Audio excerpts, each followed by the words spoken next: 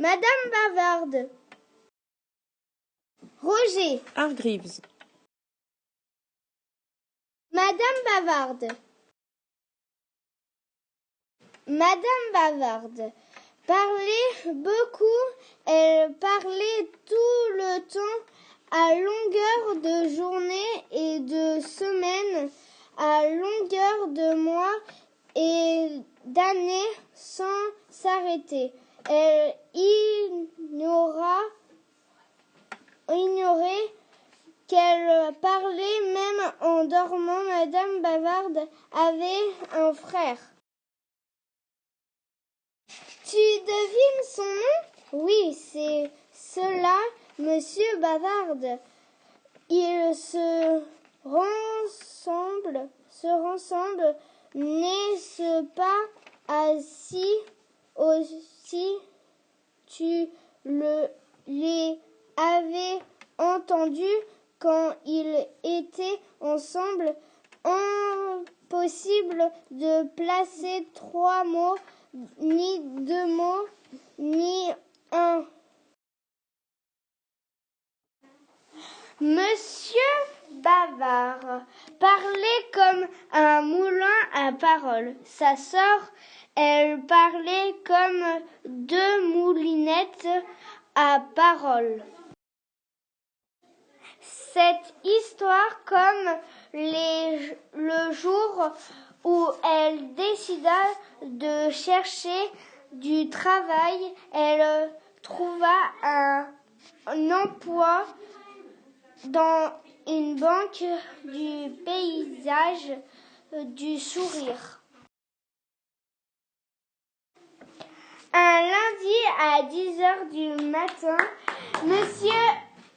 Monsieur Heureux entra à la banque nationale du sourire. Il rédigea un chèque à son nom et se rendit à un guichet pour tirer de l'argent.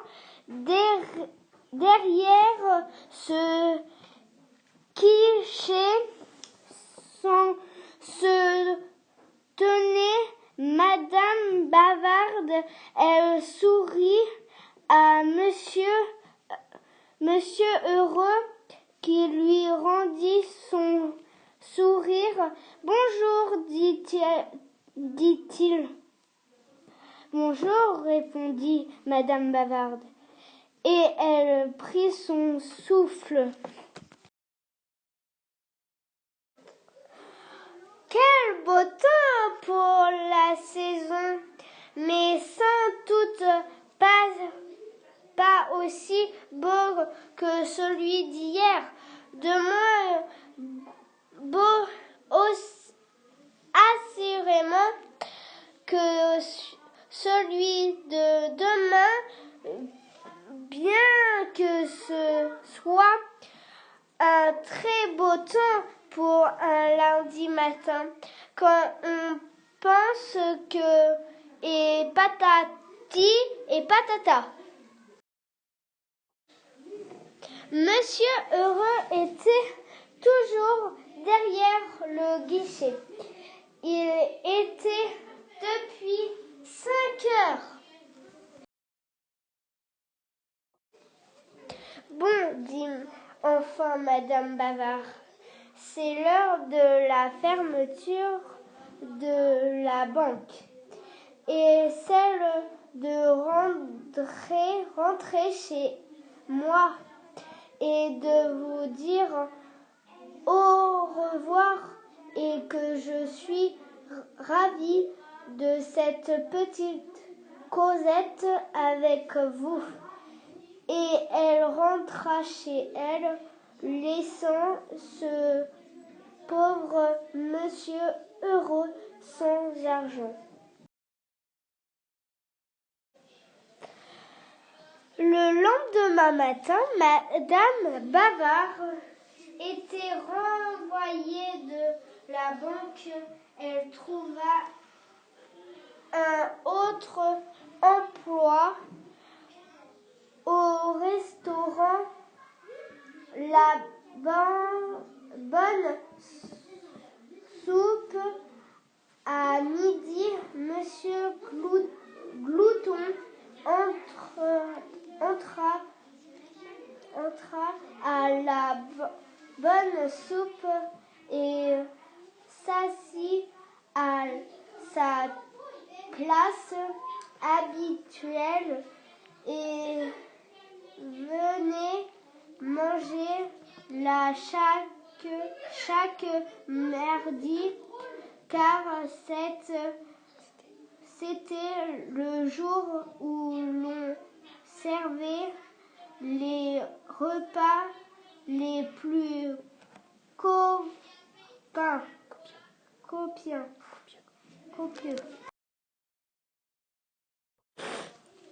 La serveuse vient prendre sa commande.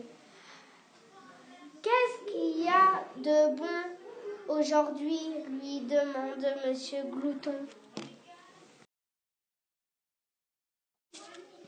Eh bien, dit Madame Bavard, c'était elle, la serveuse. Il y a de la salade, des tomates et du poulet grillé et du canard laqué et du lapin congelé et de la ratatouille et des épinards et bien d'autres bonnes choses encore, comme des frites et patati et patata. Jusqu'à minuit, Monsieur Glouton était toujours là, clean sur sa chaise de tout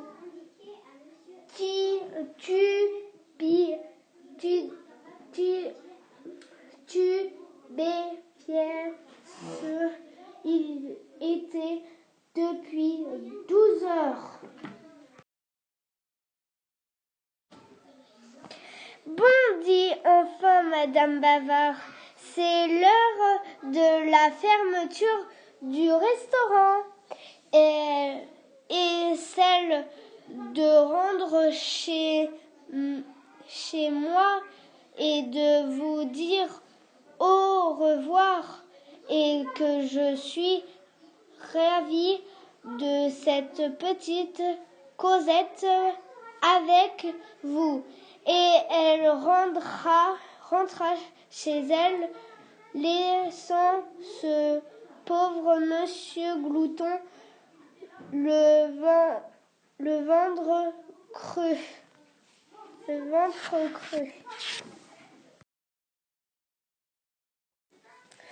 Le lendemain matin, elle était ravissante. Toute la semaine, ce fut pareil. Le mercredi, Madame Bavard trouva un emploi, vendeuse de chapeaux. Madame Beauté entra dans la boutique pour s'acheter un nouveau chapeau, mais repartit la main vide. Chère madame, nous avons un chapeau qui vous ira à ravir et que vous adorez, car il est de ce rose qui cède si bien à votre temps qui est et patati et patata. Elle parole s'envole et les chapeaux restant.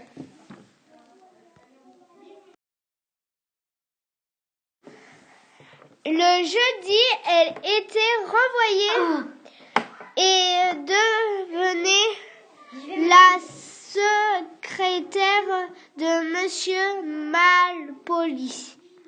Monsieur Malpoli ne se contenait pas d'être malpoli. Il était riche et gagnant beaucoup d'argent, mais ce jour-là, il ne fit pas fortune. Je n'ai jamais travaillé dans un bureau et j'ai su rêver que je vais vous servir à une tasse de café, mais si vous étiez aussi riche qu'on le dit, vous préférerez peut-être que et patati et patata. Elle parlait s'envoler et le travail restait à faire.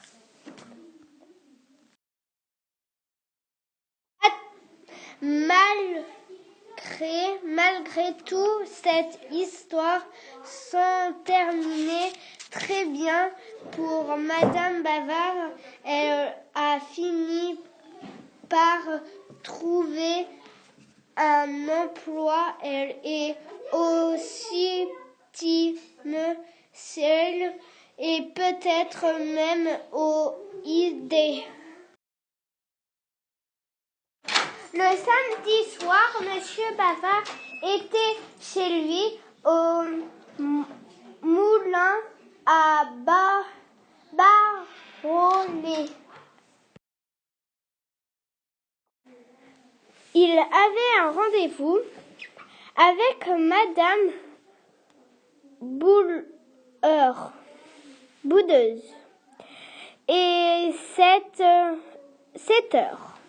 Et se demandait quelle heure il pouvait être car ce montre s'était arrêté. Il décida donc de téléphoner à l'horloge parlante. Il composa la numéro